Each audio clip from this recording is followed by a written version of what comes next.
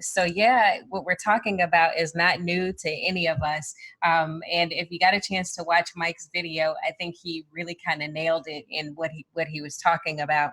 But if you haven't gotten a chance to see that, go to our Catalyst page on Facebook and take a look at that, or on LinkedIn. I think you'll enjoy it. And so we're talking about stress. Oh my goodness, even saying the word can elicit some response or some type of feeling in some of us. And I can tell you that I have often been in situations that were stressful situations, but have been able to remain calm. And so what's the secret to doing that? Well, we're going to talk about that a little bit, but there's really no secret to doing that. And I'm glad to see Stan Crump on, because he could probably talk about that better than any of us.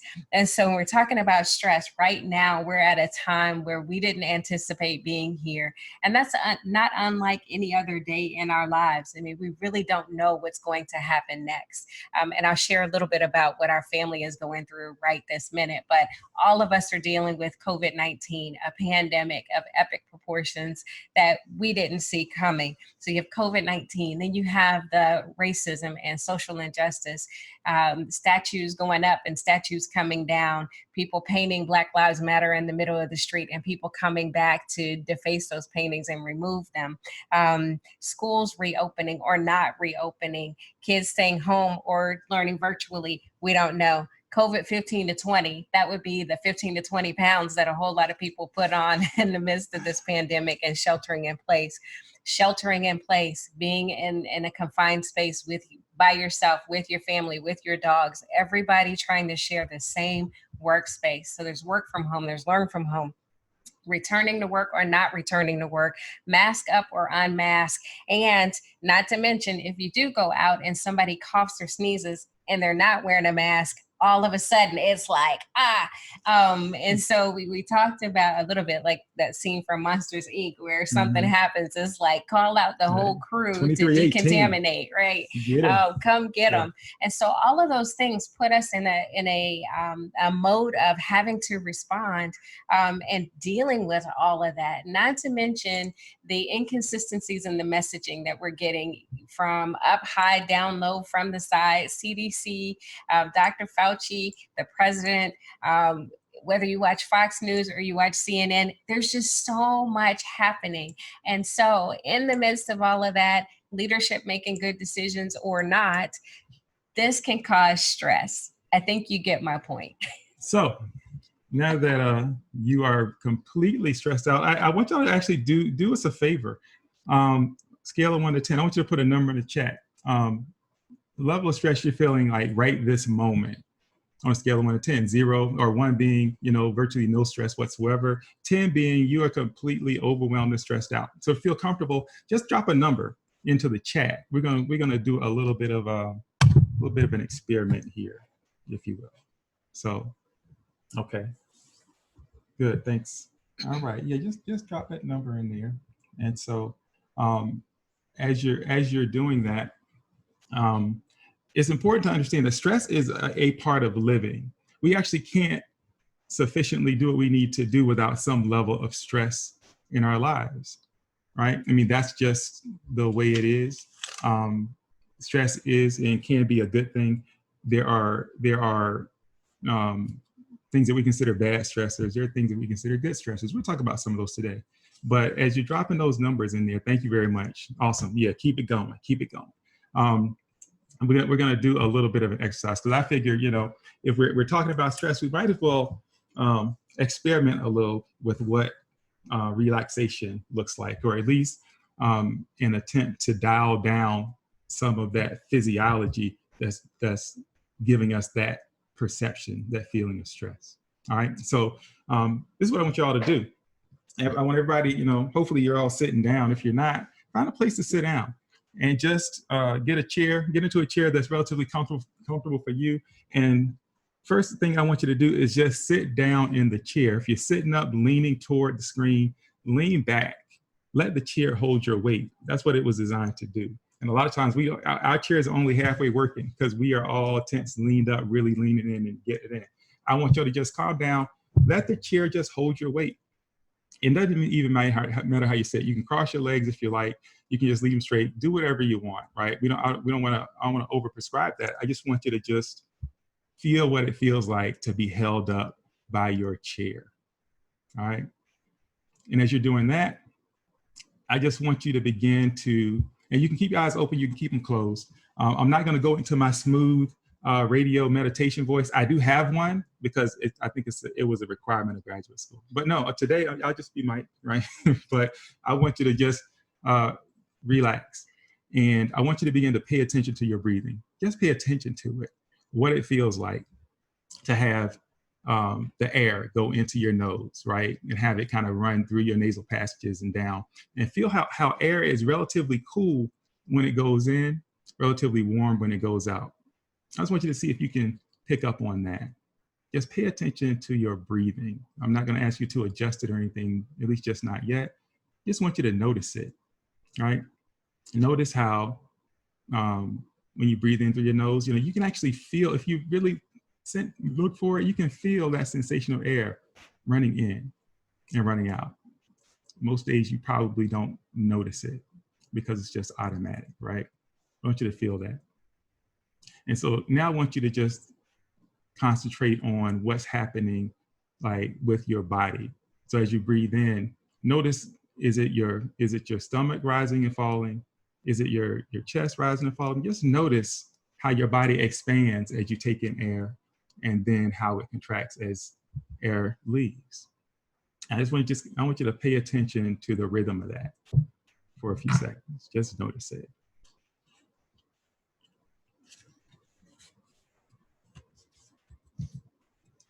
All right, now I do want you to count. Now I want you to breathe in deeply, right? I want you to breathe in deep. We're going to count, about 5 seconds is a good starting place, right? And so, on the inhale, 5 seconds looks something like this. So if you could inhale for the people, but just inhale, just inhale deeply. 1,000, 2,000, 3,000, 4,000, 5,000. And then just let that out slowly, all right? And some people pause, some people don't. It actually doesn't matter too much. I want you to just take in another deep breath. Take it in, breathe deeply. 1,000, 2,000, 3,000, 4,000, 5,000, about that pace. And I want you to continue to just do that for just a few moments, all right? And if you're not quite on the count, don't sweat it too much, all right? If it's 4 and not 5, or 6 and not 5, don't sweat it. Just breathe and just let breath happen. All I want you to do is just notice what's happening as you breathe. I'm gonna give you a couple of moments.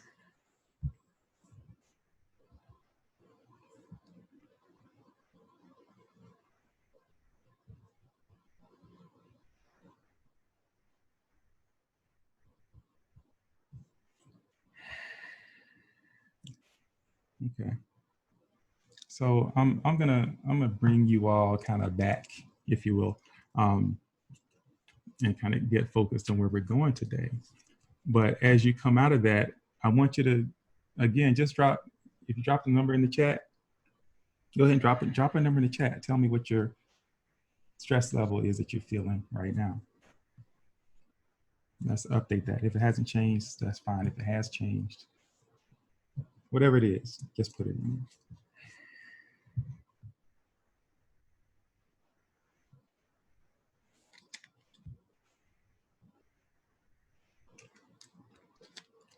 For those of you that just joined us, we started out talking about all of the things that could potentially cause us stress. Welcome, Jody. And then Mike just kind of walked you through kind of an intentional relaxation exercise. And so we're getting kind of a pre and a post breathing exercise count. But thank you. So welcome. And there are a few of you that just joined it. We're glad you're here. So we're talking about stress and intentional stress combat, a strategy for surviving the rest of 2020. Yeah, I guess I could show them that page, but okay. So yeah, thank y'all for dropping those numbers in, and we'll kind of tell you what that looks like here in a second. But okay, so let's go. So listen, I'm calling this like combat, right? We're calling it combat because, well, it is in some way. I mean, if we don't deal with stress directly, then it can have a tendency to overwhelm, right? So it's not the stress, though, it's all those things in life that are happening around us. And as I said earlier, stress is just going to happen, right? That's we can't get around it. And actually, what stress will do is increase your performance. It'll help you to be more attentive. It'll help you to be more focused. However, there is a tipping point where it begins to work against you. And by the way, we're supposed to be in a bad state. You know, if stress is driving us, we can only do that temporarily. At some point, you got to come off of that. So some of y'all may remember seeing this page. I want you to kind of look at some of the things that push our buttons, block your effectiveness, increase stress. Look down this list. This list actually is, I don't know, many years old, but I mean, it seems like the items here: lack of control, uncertainty, lack of information, poor planning, communication, unexpected changes, poor resources, feeling undervalued, underappreciated or unappreciated, relationship tension. That's all. That for some people, this was Tuesday, right? And so these are the types of things that occur. And as it happens, like we talk a lot about all the things that are happening around us, but your life is still going on too. And so all the things that would normally stress you, they're still there. Some things have been now added to the mix. And I think it's important to say, we're talking about good stressors, right? We call it good stressors. They're called eustress, but the impact at a physiological level on your body is the same. If you take any of these events here, and I do vitals on you, take your blood pressure and look at your cortisol levels, and that's your stress hormone.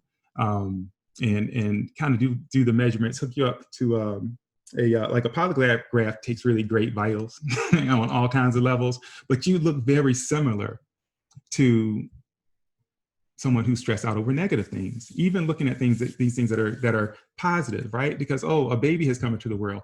Now, what does that mean? You're getting no sleep. That's what that means. You didn't get any leading up to the birth, and you won't get any for a good long time. Oh, you got that house? Congratulations. Now you got to move.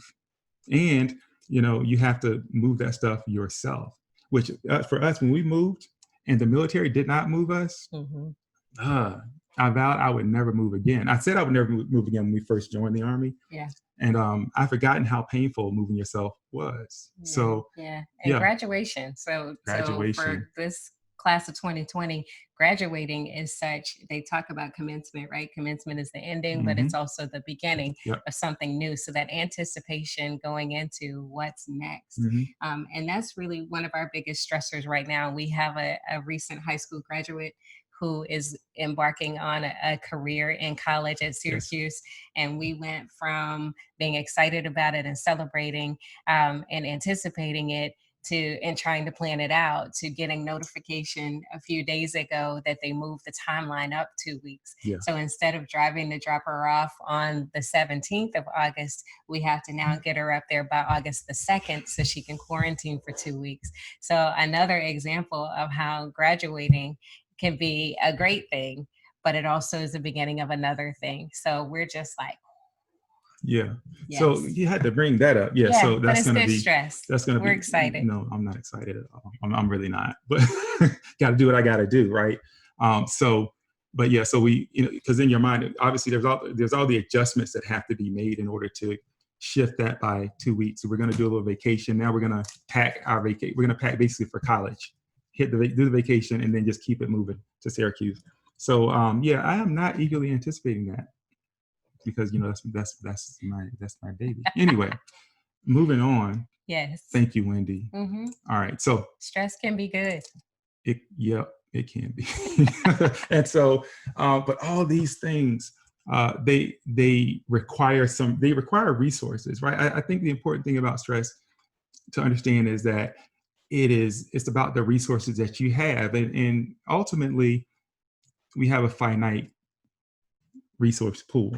So we'll talk about your capacity in a little bit, but I want to bring your attention to here. Some of you have seen this model as well. Excuse me. This is a model that we created just to kind of help leaders to understand themselves and people a little bit more. It's what we call the human experience leadership model, and it's broken down into 4 domains. You have the cognitive, biological, social, and environmental. Interestingly, what we're talking about today covers things that are above that red line. The things above that red line tend to be things that we might be able to have some influence on personally, things that we might be able to, and I hesitate to use the word control, but things that we might be able to manipulate in some way, to change in some way in order to change how we feel and how we respond to things. The things below the line are things that tend to happen regardless of us. People, how can we really control people? We can't. The environment, the environment sometimes is what it is. Now we can change our perception of it, but the environment is what it gives you, right? And so when we're talking perception, we're above that line, up in the cognitive domain. And so what we're talking about today will cover a bit of the cognitive, but we'll also cover a bit of the biological, because biological doesn't mean that you have no influence over it, but it's a matter of function, right? Biology is about how our body functions. The cognitive piece is about the meaning that we make of the world around us. And so, yeah, go ahead. Well, I think a perfect example is at the beginning, we asked you all, what level of stress you're experiencing and where you are currently. And that's really a cognitive thing. It is your perceived level of stress, where you are, where you believe you are. And then we took you through a biological exercise, or an exercise that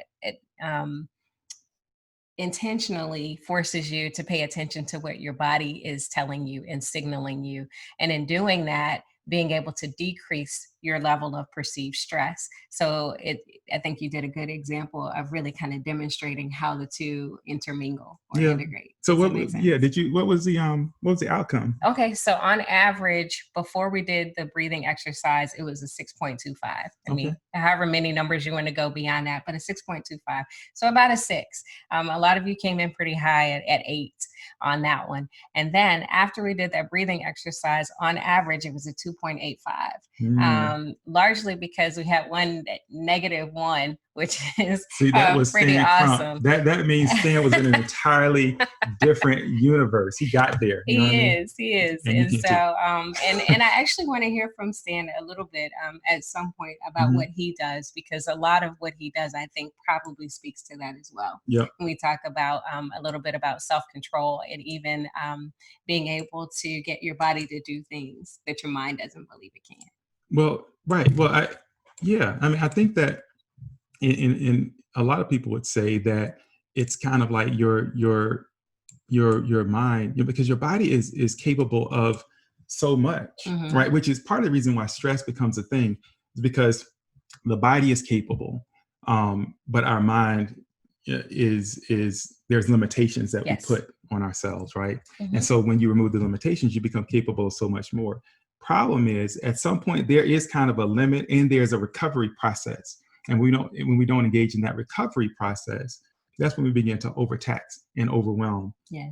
Right. And so it's but we are, if Stan doesn't mind, we are going to pull him in here. In a matter of fact, let's just do it now. Let's not talk about it. Let's be about it, because a -1. I mean, that's like float. There's like a thin cushion of air between the earth and you right now. So tell me about why you went with -1, Stan, and even how you get to a place, because and you can tell folks what you do, right? But how you get to a place where you're able to get to a place of being present and calm and focused. Good morning, everybody. I appreciate the opportunity to hold the mic. I'll be real quick. Hold the mic, Mike Perry. Hey, I'm heavy though. Sorry about that. It's all good. I recognize a lot of the faces from the last call that I was on. Own a couple of businesses, one of them being a large karate school here in the area. I'm a 6th-degree black belt, and have kind of traveled the world in very intense fighting situations and tournaments, all the way to teaching my student base of about 300, 350 students. And there are a couple things that were on that previous slide that are so key, critical to, and kind of parallel to what martial arts offers in terms of your ability to manage and solve problems right there on the spot. One of them being the idea of whatever you do it religiously and be very, very confident in the technical aspects and the procedures and the logistics of your life, so that when you hit these challenges, these unexpected things, you're almost in a plug and play, almost robotic kind of way of just moving forward. We have 20 rules that we follow that were written about 200 years ago. And there's 3 that I'm gonna quote. I'm gonna quote them fast. And I know this is recording, so if you want to copy it, you can, but one of them is mentality over technique. So if your mentality is not in check, it's going to drastically hamper your technique. So how you manage your mentality in the face of challenge is very critical. There's a second one that says, when you step beyond your own gate, you face a million enemies. And a lot of people are alarmed by that, like, wow, oh my God, when I leave my own gate, my own comfort level, my own swag, if you will, I'm going to face all these challenges. Okay, now that you know that, what are you going to do before you leave your own gate to make yourself better and better prepared for whatever the challenge is? And then thirdly, there's one that says, practice your kata exactly. Actual combat is another matter. So again, whatever you do it technically, religiously, constantly, so that your mind can let go of stress, and you can be better and more calm under the challenge and be able to make better decisions faster. Yeah, that look, we're giving Stan an hour one day, so we'll call you because that was gold right there. That last one, it said practice your kata religiously, but battle is another matter. Is that what you said? Combat is another matter. Perform your kata exactly, actual combat is another matter. Yeah, that sounds like Mike Tyson's version of that was everybody has a plan until they get hit in the mouth. That was Mike Tyson's version of that. Thanks, Stan. Thank you, Stan. That was awesome. All right. It's back to you. Okay, yeah. There was I heard you inhale. I'm on that level. I thought you were about to say something. Okay, so I want to bring you all back here for a second because, if I can. Apologies. All right. So back to the model. All right. So we like I said, we're going to stay above this line here for a second. All right. So the brain, and it's important, and I drag the brain picture around me with virtually everywhere I go. I promise Wendy that I won't always hit people up with it, but today it's important because I need y'all to understand that stress is actually, it's driven biologically. So you can say, hey, I don't want to, but your body is designed to work in a certain way. So I'm going to give you just kind of a quick overview. And the brain, there's so many dimensions to it, but we're going to keep this really simple, if you will. So first, let's talk about the neocortex. This is where all of your ideas and the cool things you do come from. It's where, you're able to organize and imagine and, speak and all those things, right? So all very high level cognitive functions happen in the neocortex, all right? And so, so that's a good thing. The downside of the neocortex is that it is actually the last part of the brain to kick in when high pressure situations hit. So there's a reason why you don't, it's very difficult sometimes when somebody pushes your buttons for you to really kind of settle down and get to that place. There's a reason why later on you think through things and you're like, oh man, if I'd handled this in a different way, it would have turned out different, because the part of your brain that has the best ideas, nobody's home for that moment, right? So That's neocortex. Limbic system. The limbic system is important because, we're talking about making meaning of the world, emotions and memories and all this, where we kind of consolidate and make meaning of all these past experiences. That happens in the limbic system. This is your emotional center. Your brain, or should I say your sense of smell, actually plugs directly into your limbic system, which is why you love the smell of Christmas cookies so much, or that cologne from that person that's long gone, but you smell it and they still rush back to your memory. That's your limbic system, right? And so anger, happiness, all that stuff, sadness, depression, it all happens kind of in this area, right? So very important, because the limbic system often teams up with your brainstem, which is designed to help you survive. And some of you have heard me say this. This part of your brain is designed to do the things that you can't be trusted to do, and to do them right now. Breathing, digestion of your food, all those functions, those automatic things that you don't even think about, they're happening because of this area of your brain. It's also designed to respond in case of emergency. So the brain's function overall is comfort and safety, your comfort and your safety. That's the brain's function. The brainstem's function. Yeah, the brainstem's function, right? Comfort and safety. That's what it does. And so this part of your brain, this is part like literally physical comfort. If your body gets too hot, boom, turn on the sweat. If you get too cold, you shiver. Like all that's happening as a result of this part of your brain. When you reach out and touch something hot and you pull back quickly, it responds instantaneously. Mm-hmm. That is a really key thing to understand. The brainstem, the lizard brain is what some people call it, the reptile brain. Anybody ever tried to cuddle a reptile? Just grab one of those lizards off the porch and just, you're so cute. Anybody ever tried that? Probably not. Yes. If you did, who's tried it? Okay. So you look at that. Yeah, that's why she's the one for me. But it's lizards. They're not cuddly, right? They're not puppies. They react, right? I mean, literally. I mean, even out here, we have lizards. They're changing from green to red. One was on my floor the other night. It was brown. It was crazy. I barely saw it. Yeah. Reaction, survival.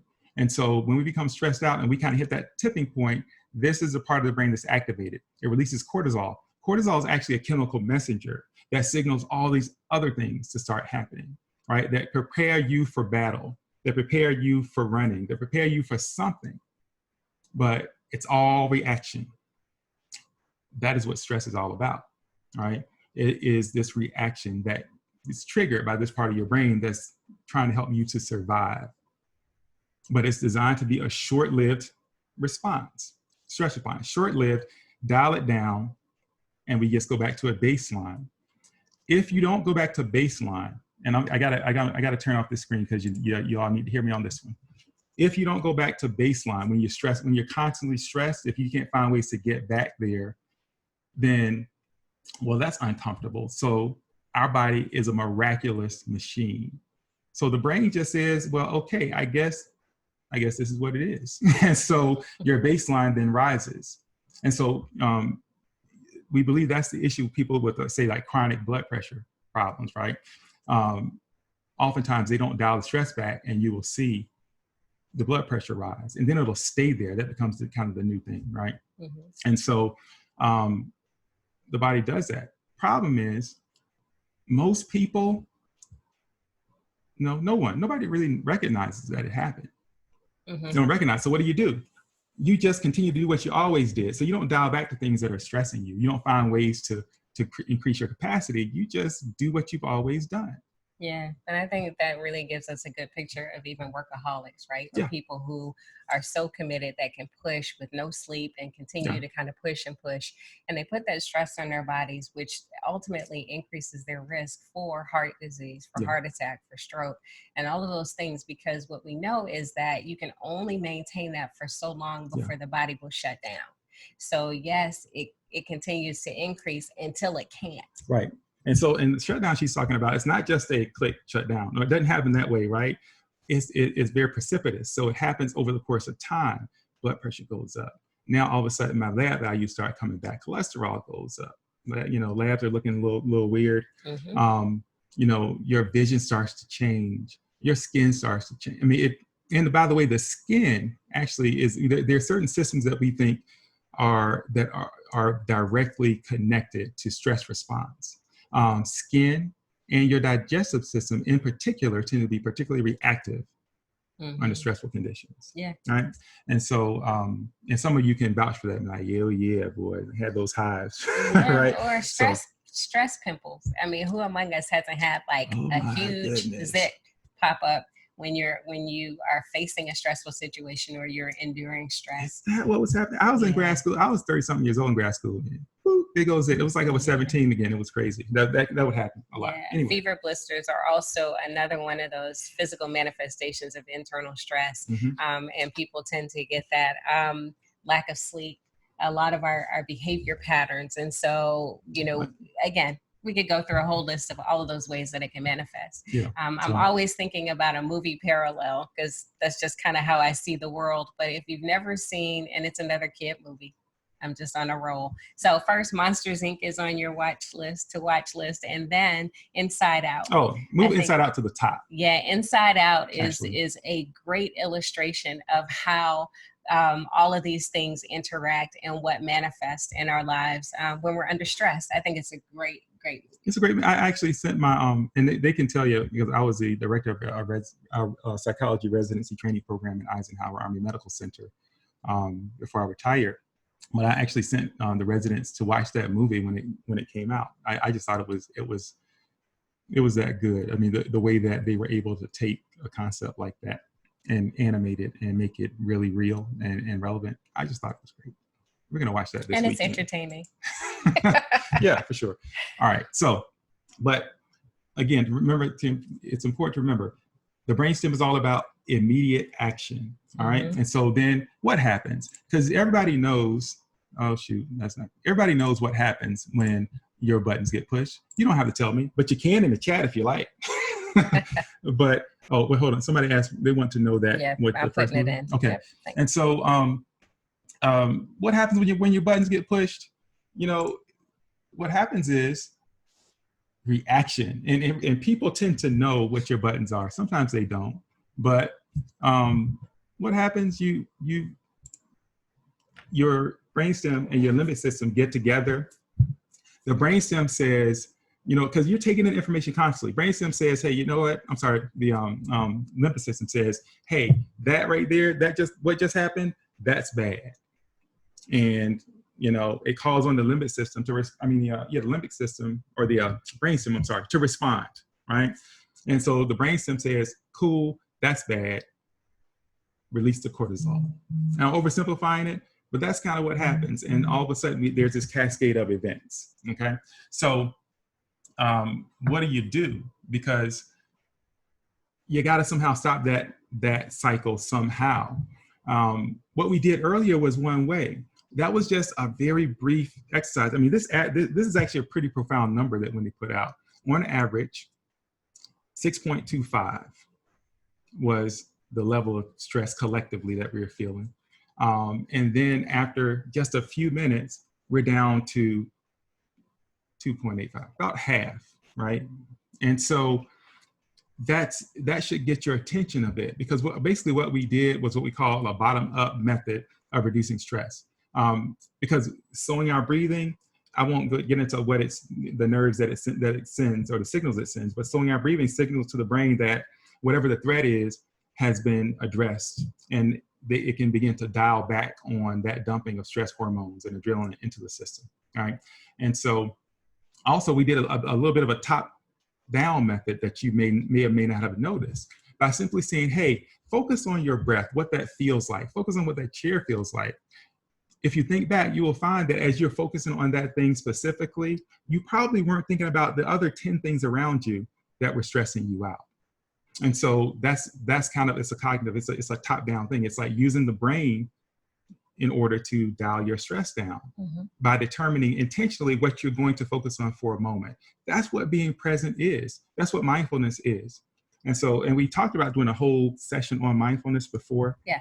We may still do that if there's still interest in doing that. Yeah, and this really speaks to even, you may have had or experienced people saying count to 10 before you respond. Mike often tells people when something angers you or something happens and you are ready to respond or pounce, to give yourself at least 5 seconds before you respond. So that counting to 10 does exactly the same thing. It is a buffer that's in place to allow your neocortex to catch up to your limbic and your lizard response. And so when we talk about that, it is the reason why when you have an initial response and somebody pushes your buttons and you draft that email, that you should wait, read it, have someone else read it before you send it, because you can't get it back.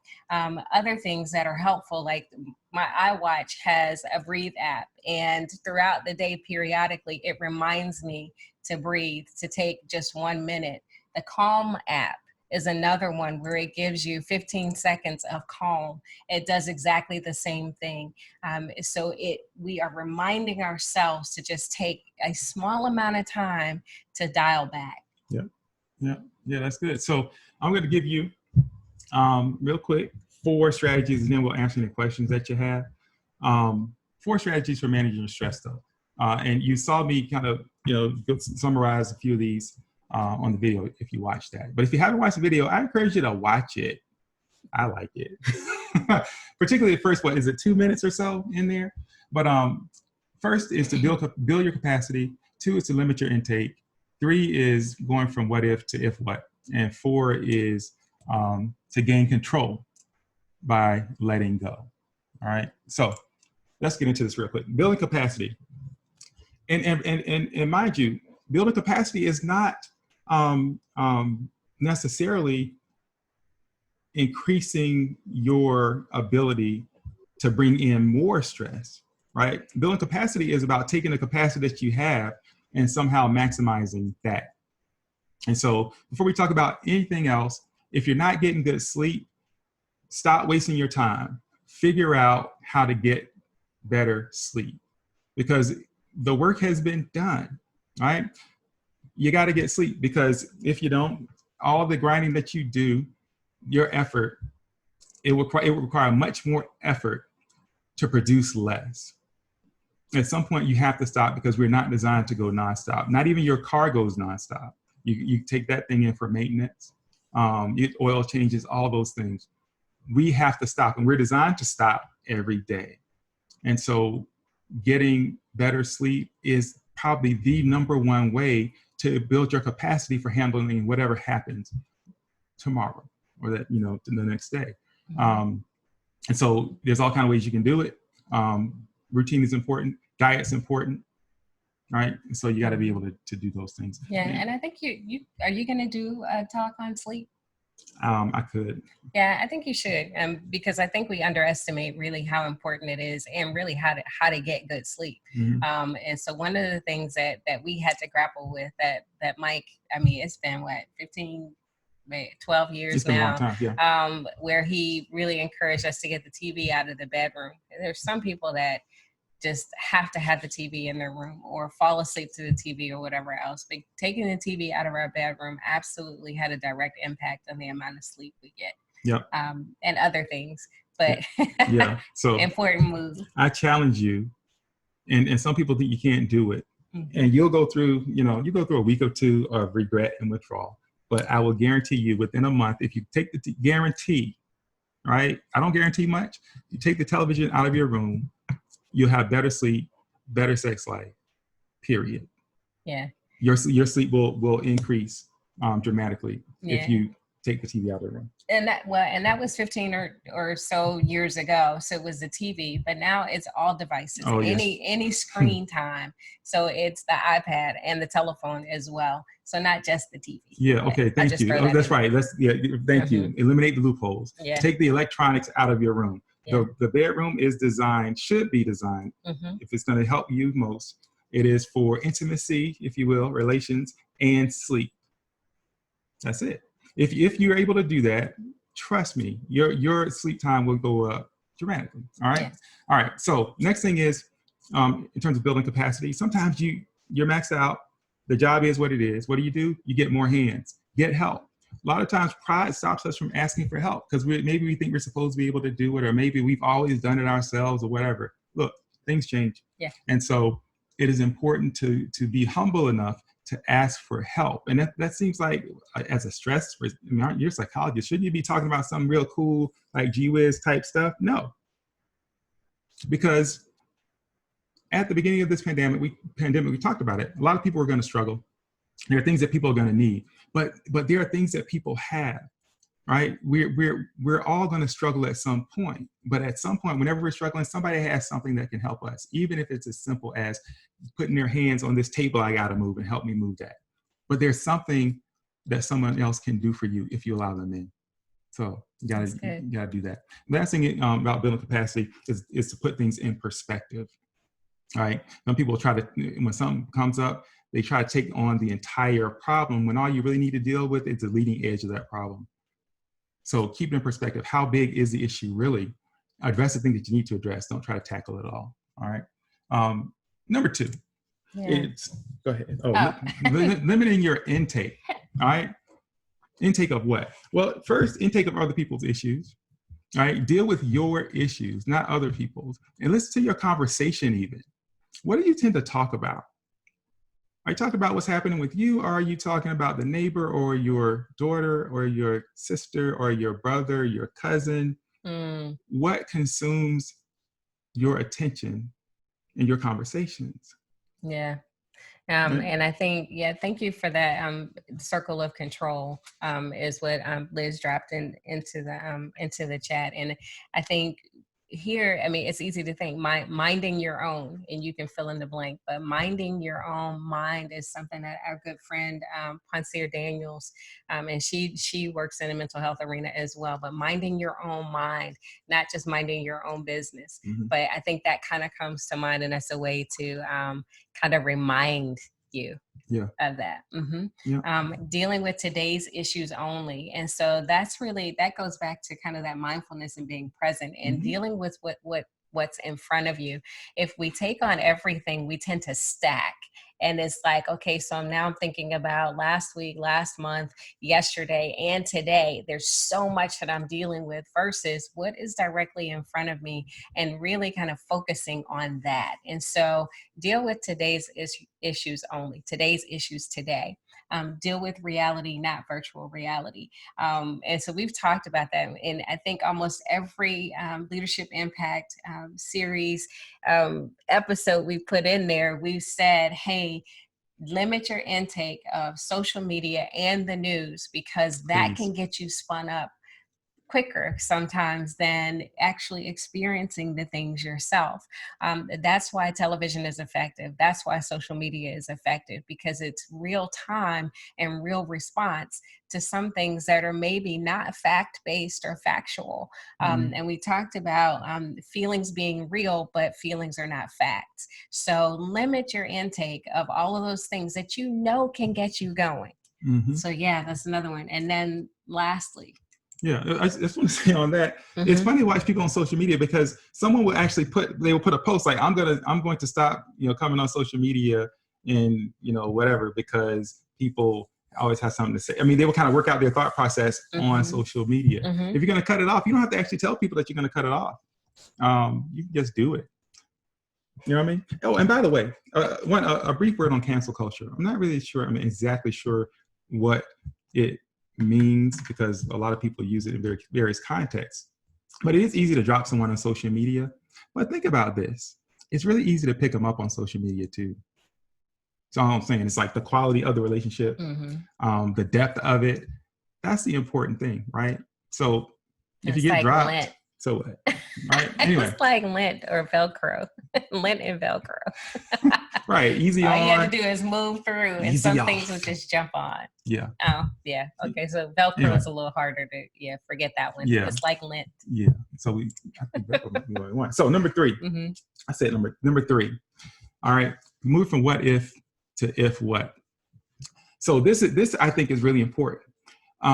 Oftentimes something, somebody makes a decision, or we're looking at what's happening around us, and then we begin to work scenarios. Man, what happens if we don't go back to school? What happens if I have to work here?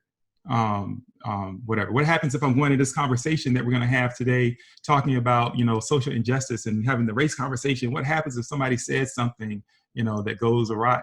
And so we spend a lot of time in that mode. What if, right? Almost like we're frozen, deer in the headlights. I'm going to challenge you to change that to if what, right? So if I go in here and the conversation goes awry, well, this is what I'm going to do. If we're not able to do what we normally do, well, this is what we're now going to do. It's planning. And somehow, if you think about it, when you're planning something, it is rare that someone has anxiety around the thing that they're planning when they're planning scenarios, because when that scenario comes, it's kind of what Stan was mentioning. Rehearsal buffers you against stress, because your automatic response, that first response, will be the one that you want. And if you need to pivot from that, well, now you see you have a strong base to pivot from. But the first response is the one that's planted deeply in you. Well, you can create that through rehearsal and repetition. And all thinking through and planning is rehearsing and repetition. And so, and to the extent that everybody else knows the plan, so now we're talking about this collective stress level. To the extent that everyone else kind of understands the plan, you will see collectively the level of stress and anxiety go down, because either you're planning or you're worrying. There's not a whole lot of in between, or you don't care. That's it, right? So which do you think will be more effective? That's just a question for you to reflect on. Yeah, Right? and if you're a person of faith, then you can also insert in there your faith. Faith plays a huge role in that. So it's not just worrying or planning, but also the assurance that you give yourself when you know that you are relying on an expected outcome. So last one is gain control by letting go. Some of you, this is profoundly difficult, and I know it, because control is your thing, right? It's how you've made it. It's how you believe you made it. And it's what it makes you feel comfortable to know what's happening and to drive the result. Sometimes the result is not yours to drive. And so people don't delegate because sometimes they feel like they have to control it. I have to be the one to control the outcome. I have to be the one. I have to be the one. And so, but ironically, if you can let go of things, it gives you more control of your life and how you feel, and your ability to respond in other situations. But it's difficult because oftentimes we're not well rehearsed. If holding on and controlling is your thing, you will feel additional stress initially from letting go, because now you're creating a new behavior that you now have to consolidate into your day-to-day. And so, but with rehearsal, because what will happen is when you let go, if you step back, there will be some success. There'll be some things that kind of go sideways, right? But if you're able to stick with it, whoever you're letting go and ceding control to, they have to figure it out as well. This is a huge thing in leadership, right? In succession planning. People will try to do it all themselves until they're 70, and now they're ready to go. And it's like, well, there's nobody who's qualified because you haven't prepared anyone. Yeah. So yeah, let go. Yeah, and with a lot of my clients, I take them through an exercise and I ask them, is this yours to own? And I think you do the same. And when you really look at if whether or not a situation, a thing, whatever it is, do you actually own it or does it belong to someone else? It really does change not only your perspective, but your action and activity around that thing. So that also gets to, for those of you who say, I just feel like I have to be a part of it, or the outcome will be different if I do this or take action, or this won't move forward if I'm not involved. Those types of things tend to speak to control, even if you don't believe that you're a controlling person. And so really kind of stepping back and asking yourself just that simple question, is this mine to own, really can change your outcomes. And so we have a little bit of time at the end. Did you want to open it up for some questions or dialogue? Yeah, if anybody, first, if there are any questions, we would love to hear them. So you can either put it in the chat or you can just unmute yourself. And we can take a question. Yeah. And so we went through, and I just want to say this as you guys are either typing out your questions or forming them. I just wanted to remind you of the things that Stan also said. And he said, number one, mentality over technique. Number two, when you step beyond your own gate, you face a million enemies. And number three, practice your kata exactly. Combat is another problem. But what? Yeah. So yeah, Yes. and Stan, what he didn't say, Stan he's pretty humble, but Stan is like a multiple time world champion. He's gone to Okinawa and won in his weight class. He's heavyweight. He's won numerous times. I don't know how many, 4 or 5, maybe more. So yes. So we'll stop here. What do you guys have for us?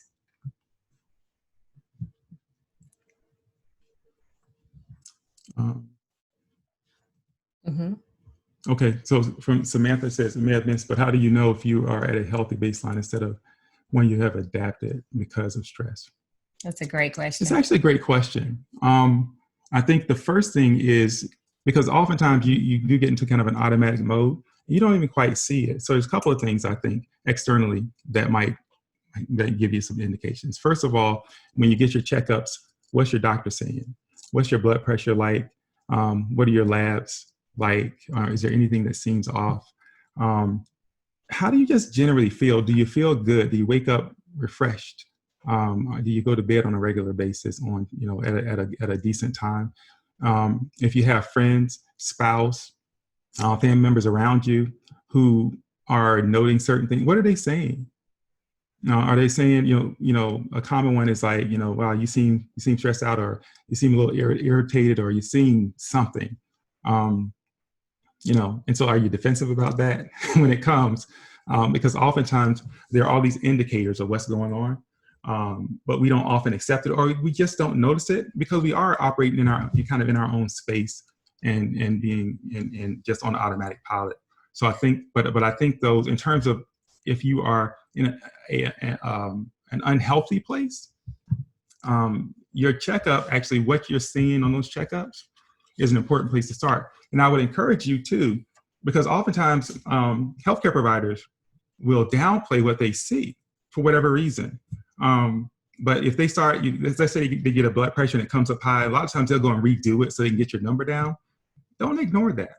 Pay attention to the pattern and see where that leads. But don't allow other people's discomfort with discussing your health let you get a false sense of security. If you see things that are out of limits, ask questions. Yeah. Hopefully that answers this question a little bit. And that sometimes we try to explain away some of the things that we're experiencing, but you could also just check in with yourself in terms of your level of enjoyment. It's something that you've been doing, and say when you first came into your job or your career, it brought you joy, or you felt like you were making a difference. And now it's just more of a grind, and the level of enjoyment has decreased. Just really taking a real good look at that. Your level of productivity and your level of effectiveness are also other good gauges of how well you are managing what you're able to do and what is the product of your activity. So just some other things to pay attention to as well. Oh yeah, that's good, because I think being your own baseline, like comparing yourself to certain different points in time, can really give you an indication too, yes. right? Yes. Okay. Thank you. I think that was a great question, Samantha. Anyone else? Yeah, I think we have time for one more question or two.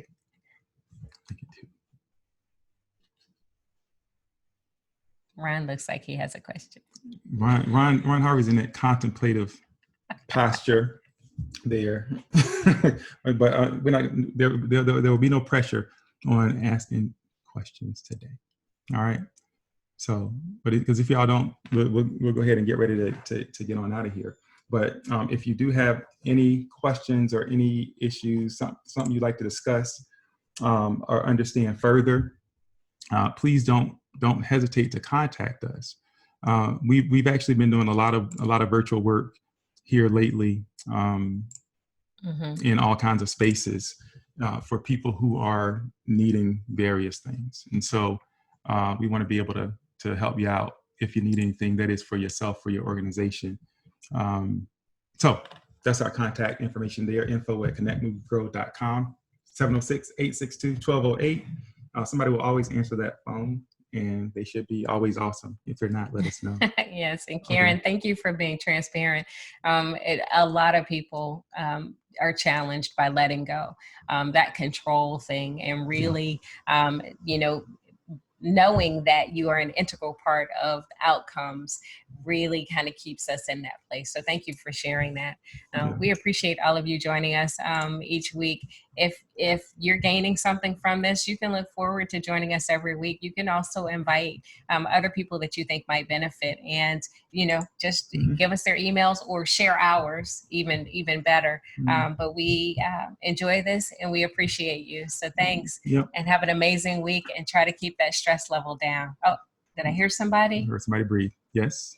Oh, Ron. And Mike, I do have a question for you guys. I think everybody is facing it with so much uncertainty about how the kids are going to go back to school. Not enough information out there, and not even enough information soon enough for us to make really good decisions. What do you advise? Not just, people in general in society. We have a rising 7th grader that's not ready to go back to school, and we're not ready for her to go back to school. But there's just so much data that we don't have that's causing a panic for everyone. So how do you deal with that stuff? And you got to kind of address it. So letting it go is not going to be something that's going to be easy to do. Not talking about it is not going to be easy, and you can't detach from it. So it's like right there, and you still can't do anything about it. So something like that, I think that a couple of things are really key, and that is getting information where you can find it, like the best information that's available to you.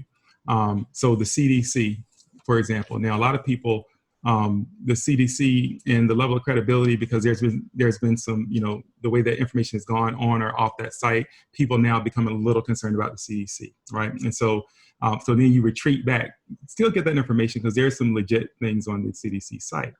Then you go to your state, right? And so then you go to your county, your community, like for yourself, see what information is out there, because everybody's putting out information.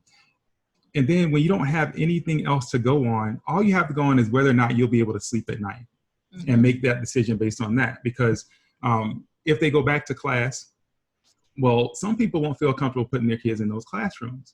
And so this decision is one that has to be made for you and your family and not for anybody else. A lot of people are asking around, like, what are you going to do? What are you going to do? Because socially, we feel more comfortable when there are more people doing a thing, and we're more likely to do that thing. But that's it's a trick, right? It's kind of a mental trick, because we are designed to gravitate toward what people are doing, which is why when you go into a room that says no eating, there are signs posted all over. If you see people eating, what are you going to do? You're going to eat, right? But the rules say don't eat it. And so look at the information. I encourage people to educate themselves and figure out what makes them feel comfortable outside of any external information. Most people are not reading at that level. They're looking at the news and talking to people around them. And because, if your child gets sick, if you get sick, if someone gets sick around you, then you have to be able to say, you know what, well, this is something that we did. And there's something about just simply going through, doing the work and making the decision that brings a certain level of peace. And then you just continue to pay attention and make the adjustments as you see fit.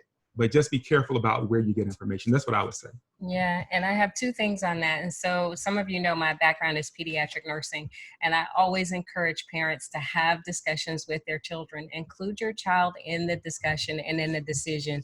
Make a choice in a decision, like Mike said, that you all feel comfortable and you feel good about. Be careful to support your child in this and inform them. So yeah, it does require doing a little bit more homework, because they also have real-time access to information. So you have to be prepared to combat even what they're consuming, either through social media or other means. But I can't stress enough how important it is to include your child in the discussion and the decision. And then I saw something actually on Facebook the other day, and that was to support other people's decisions. And so, we are getting into a place where we're getting divided in our society based on what people are choosing to do. And that even applies to the decision to send your child back to school. And so if we can assume a posture of being supportive and encouraging, despite the decision, oh, your child is going to learn from home. I know that was a tough decision for you to make, but that's a great decision that you made. Oh, your child's returning to school. I know that was a tough decision for you to make, but I want to support you in that. And I think it's a good decision. Oh, they're going to do a hybrid thing. So you get my point. But it is so important that we are also supportive and encouraging whatever anyone chooses to do, but include your child in your decision. Yeah, no, that's really good. So I think perspective is really important. I mean, a lot of people believe that if we do the remote thing, my kid was going to Harvard and they were going to be a rocket scientist, and now they're gonna be like, sitting here at home and working out of the house. We don't know what the future holds, but I think Liz put it really well here. Like, you got to make the best decision you can for this moment. Do not expect to be 100%. We're just not. But when you make it, commit, and then pivot when necessary, when things change, when you learn more. Be prepared to pivot. That's what really life is. It's not about getting it perfect. It's about responding when it's time to respond. That's good. Well, thanks, guys. Have an amazing weekend. Stay safe, be healthy, and we hope to see you back next week. Y'all take care.